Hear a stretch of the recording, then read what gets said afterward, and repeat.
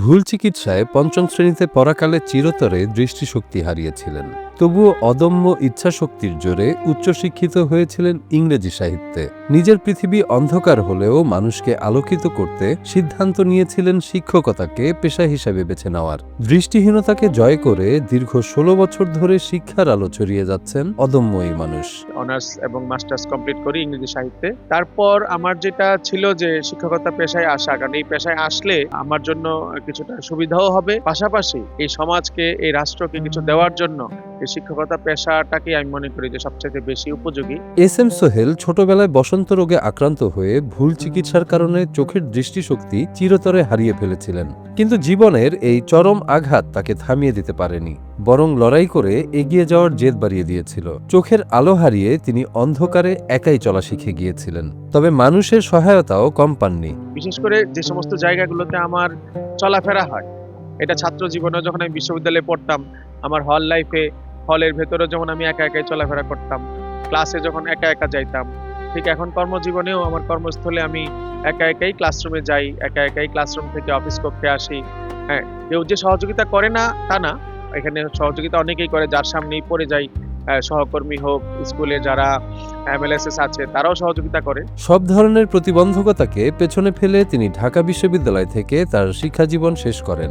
এরপর একটি সরকারি মাধ্যমিক বিদ্যালয়ে শিক্ষক হিসেবে যোগ দেন।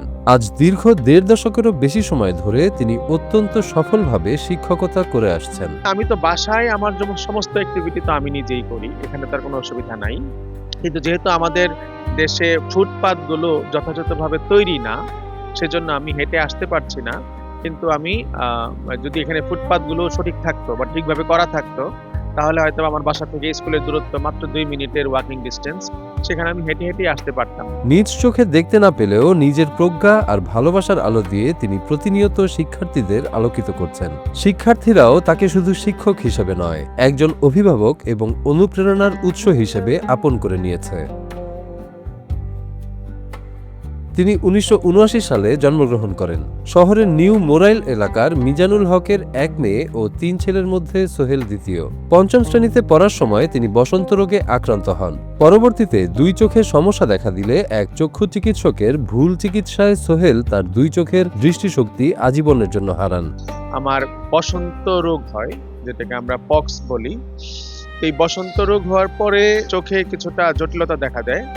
তো তারপর আমি ব্রাহ্মণবাড়িয়ায় এসে চোখের ডাক্তারের শরণাপন্ন হই। তো ওনার ভুল চিকিৎসাতেই আমার দৃষ্টিশক্তি আমি হারিয়ে ফেলি। তখন ঢাকার ডাক্তাররা বলল যে ব্রাহ্মণবাড়িয়ার এই ট্রিটমেন্টটা ভুল ছিল। পরবর্তীতে পড়াশোনার জন্য প্রবল আগ্রহ থাকায় অন্ধদের ব্রেইল পদ্ধতিতে ব্রাহ্মণবাড়িয়া উচ্চ বিদ্যালয়ে পড়ালেখা শুরু করেন। তিনি এই স্কুল থেকেই এসএসসি পাশ করেন। পরে ঢাকার মতিঝিল সরকারি বালক উচ্চ বিদ্যালয় থেকে এইচএসসি ও ঢাকা বিশ্ববিদ্যালয় থেকে ইংরেজি সাহিত্যের উপর স্নাতক ও স্নাতকোত্তর সম্পন্ন করেন। ৬ষ্ঠ শ্রেণী থেকে আমি ব্রেইল পদ্ধতি অনুসরণ করে পড়াশোনা শুরু করলাম।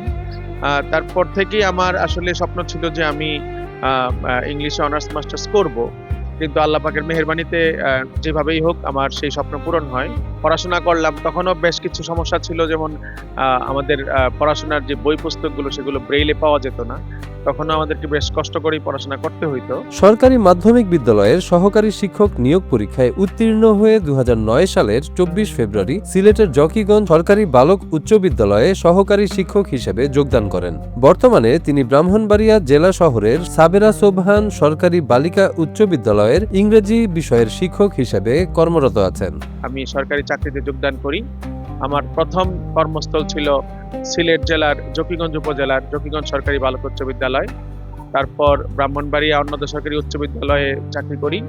তারপর সরাইল অন্নদা সরকারি উচ্চ বিদ্যালয় চাকরি করার পরে ২০২২ সাল থেকে এখন আমি বর্তমানে সাবেরা সোবহান সরকারি বালিকা উচ্চ বিদ্যালয়ে সিনিয়র ইংলিশ টিচার হিসেবে কর্মরত আছি। অন্ধ হলেও সোহেলের কাছে সাবেরা সোবহান বালিকা বিদ্যালয়টি মুখস্থ হয়ে গিয়েছে। স্কুলে ঢুকলে কোন শ্রেণীকক্ষটি কোন দিকে আছে তা তিনি না দেখেই চিনে নিতে পারেন।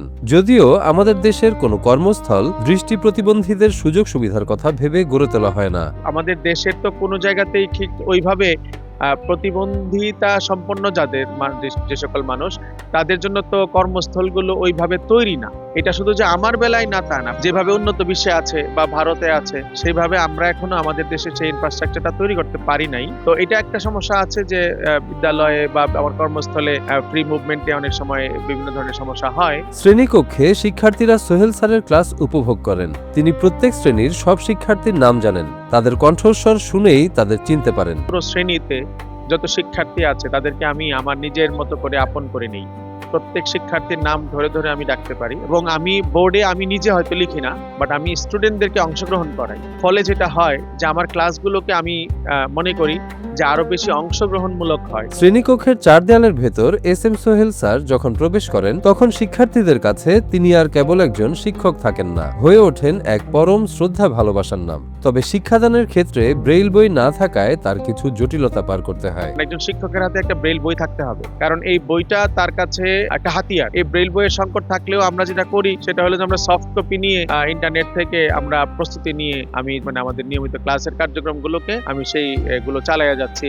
পর্যাপ্ত ব্রেইল বই আমাদের হাতের কাছে থাকলে সেটা আমার মনে হয় যে শিক্ষকতা পেশা চালিয়ে নিতে একটু সহজ হইতো। ক্লাসে তার পাঠদানের মধ্যে এক ধরনের জাদুকরী ব্যাপার থাকে। তিনি যখন কোনো বিষয় বুঝিয়ে বলেন, তখন ক্লাসে পিনপতন নীরবতা নেমে আসে। শিক্ষার্থীরা তার পড়া মনোযোগ দিয়ে শোনে। শিক্ষার্থীদের তিনি অংশগ্রহণমূলক শিক্ষাদান করেন। তাদেরকে দিয়ে যখন আমি রিডিংটা পড়াই, তখন দেখা যায় যে তাদের যে রিডিং এর সমস্যাটা আছে এটা আমি ধরতে পারি খুব সহজেই, এবং বোর্ডে যখন তাদেরকে নিয়ে আসি তারা তখন সঠিকভাবে কাজটা করতে পারলো কিনা এটা কিন্তু বোঝা যায়।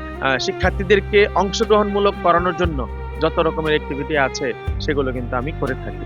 ধরেন একজন প্রশ্ন লিখলে আরেকজন উত্তর লিখবে, আরেকজন একটা প্রশ্নের উত্তর দিবে, এরকম ভিন্ন হলেও স্যারের পাঠদান পদ্ধতি খুবই ভালো। এছাড়াও এই বিদ্যালয়ে আরো বেশি সংখ্যক মাল্টিমিডিয়া ক্লাসরুমের প্রয়োজন আছে বলে মনে করেন এই শিক্ষক। তো আমাদের যে মাল্টিমিডিয়া ক্লাসরুমগুলো সেগুলো যদি আরেকটু বেশি হয় প্রত্যেক স্কুলেই, বিশেষ করে আমার স্কুলে মাল্টিমিডিয়া ক্লাসরুমগুলোর ফ্যাসিলিটিস যত বাড়বে তত আমার ক্লাস নিতে আরো সুবিধা হবে। শিক্ষক হিসেবে এস.এম. সোহেল শিক্ষার্থীদের খুবই পছন্দের। সোহেল স্যার অনেক ভালো একজন মানুষ।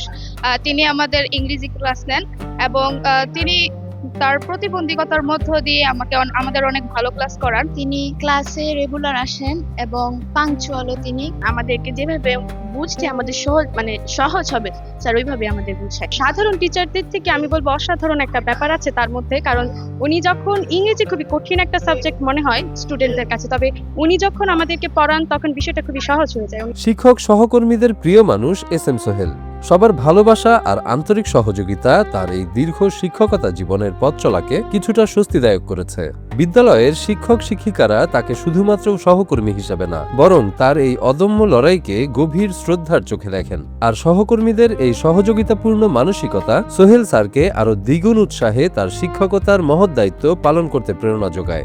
উনি আমাদের মতোই অত্যন্ত সাবলীলভাবে শিক্ষার্থীদের আপনার শ্রেণী কার্যক্রম পরিচালনা করে থাকেন। আমি কোনো ক্ষেত্রে বলবো একজন সাধারণ মানুষের চেয়ে উনি ভালো পারফরমেন্স করেন এবং ভালো সহযোগিতা করেন। যেমন কোনো সময় যদি বলা হয় যে সোহেল সাহেব একটা ক্লাসে যান, উনি কোনো রকম দ্বিধা বা কোনো এক্সকিউজ দাঁড় করান না। ওনার সাথে কথা বললে আমার জ্ঞানের ভান্ডার অনেক সমৃদ্ধ হয়। দেখা যাচ্ছে অনেক বিষয়ে ওনার দক্ষতা আছে, যে বিষয়গুলো আসলে আমরা ওনার সাথে কথা বলার সাথে সাথে সেগুলো অর্জন করতে পারি। এস.এম. সোহেল আমাদের সমাজের জন্য এক অন্যরকম অনুপ্রেরণা। তিনি প্রতিনিয়ত প্রমাণ করে চলেছেন যে শারীরিক কোনো সীমাবদ্ধতাই মানুষের ইচ্ছাশক্তি আর স্বপ্নের পথ আগলে দাঁড়াতে পারে না। পারিবারিক জীবনেও ভালো আছে। আমার স্ত্রী এবং আমার কন্যা সন্তান আছে একজন, বয়সে অনেক কম, 2 বছর এখনো হয়নি। যেখানে অনেকেই সামান্য বাধায় থমকে যান, সেখানে তিনি দৃষ্টিহীন হয়েও হাজারো শিক্ষার্থীর ভবিষ্যৎ গড়ার কারিগর হিসেবে কাজ করে যাচ্ছেন। সমাজের প্রতিটি মানুষের কাছে তিনি এক আলোর মশাল, যা অন্ধকারের মাঝেও এগিয়ে যাওয়ার পথ দেখায়। মাননীয় প্রধানমন্ত্রী তিনিও লন্ডনে দীর্ঘদিন কাটিয়েছেন। লন্ডন একটি কল্যাণ রাষ্ট্র, তো সেই ইউকের মতন, ইউনাইটেড কিংডমের মতনই বাংলাদেশকে যদি এরকম একটি কল্যাণ রাষ্ট্র হিসেবে গড়ে তোলা যায় এবং সকল ধরনের প্রতিবন্ধকতা নিয়ে মানুষ স্বাভাবিক জীবনযাপন করতে পারবে, এমন একটি বাংলাদেশের প্রত্যাশা করছি। যে বাংলাদেশে সকল ধরনের মানুষের সমান অধিকার, সমান সুযোগ সুবিধা তৈরি করতে পারবে বাংলাদেশ, এমন একটি কল্যাণ রাষ্ট্র আমি কামনা করছি।